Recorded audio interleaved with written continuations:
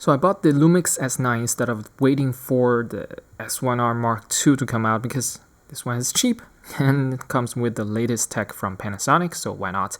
This one goes for, right now, 1200 to 1300 used on MPB, and I bought it from Amazon. It's an Amazon warehouse deal, so it's also that same price range. It's very cheap right now.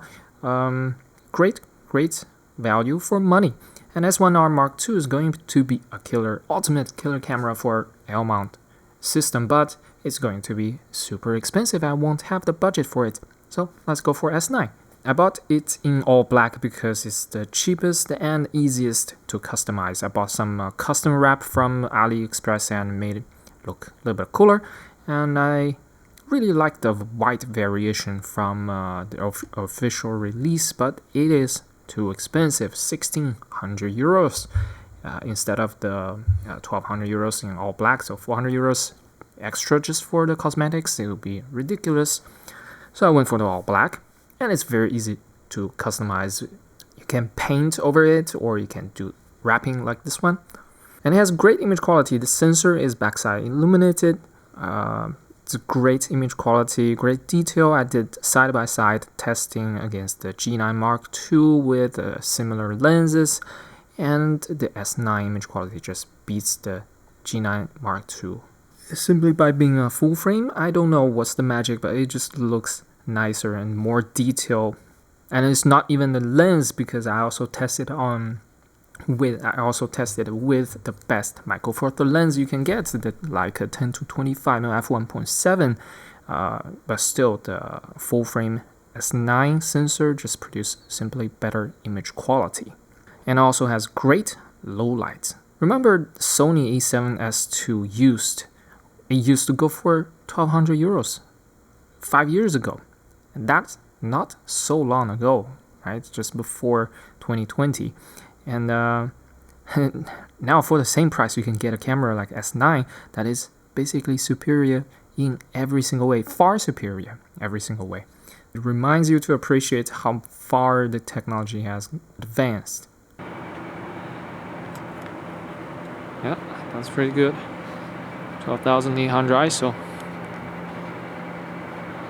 I really love the new features like crop zoom, both in photos and videos. It's very convenient. On the S1R, for example, you can do crop in like 1.4 times and 2 times crop in, but those are fixed cropping. With S9, you can do dynamic cropping, much like Sony clear image zoom, so you can basically digitally zoom in and out, so you have a lot more choices between 1 times to 2 times. You can choose any focal length, so a prime lens can essentially become a zoom lens as well, and this feature will definitely come onto the S1R Mark II, and it's going to be a killer feature for a high resolution sensor camera like that. And I also really love the real-time LUTs feature, and it just makes photo taking and video making so much more fun. Like, you already see how it looks, and it's really beautiful look. And you can download so many free LUTs from Lumix Lab, and it's great look and makes shooting more enjoyable, pleasant. And I always thought it was a gimmick. Whenever I watch reviews, I always skip the LUTs part because it doesn't sound very exciting, but when I actually use it, I got really hooked, and I just cannot shoot without using real-time LUTs anymore right now. Either on G9 Mark II or on the S9, it's the same. I always shoot with real-time LUTs. The inside of the camera is basically the same as S5 Mark II, except that the buffer size is actually really small. Like, I tried shooting at 30 frames per second burst shooting, the highest burst rate on this camera. You can only get 32 to 37 shots in a row in 30 frames per second, so it's actually really small buffer. And if you are shooting with a 9 frames per second, you can get a lot more, but still definitely not impressive. Not for sports, not for professional sports shooting, that's for sure. And with the G9 Mark II, for example, if I shoot the highest frame rate of 60 frames per second or 30 frames per second, doesn't matter. I can always get up to 200, 300 pictures in a row before the buffer is filled. So yeah, the G9 Mark II and the S5 Mark II probably is better. I don't have S5 Mark II, so I don't know, but G9 Mark II is definitely much better in that regard. So yeah, this is a great camera for vlogging, run and gun, and it's a very stylish, compact, lightweight camera, and it makes small primes make a lot more sense now, bring more life to L-mount lenses. And the camera body is it's kind of plasticky. A little bit of feels a little bit more hollower than I thought it would be, like not as solid. So I thought maybe they could even reduce the size even further if you don't have the IBIS. But of course, who would buy it without IBIS? They have Panasonic has the signature awesome in-body stabilization that they cannot not have it inside. So yeah, definitely worth it. But yeah, it's really compact and lightweight.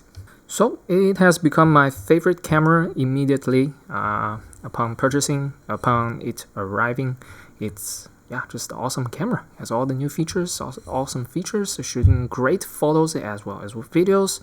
Image quality isn't any worse than the S1R, probably even better in terms of low light clarity, and definitely better in terms of speed, burst shooting, and also obviously video shooting.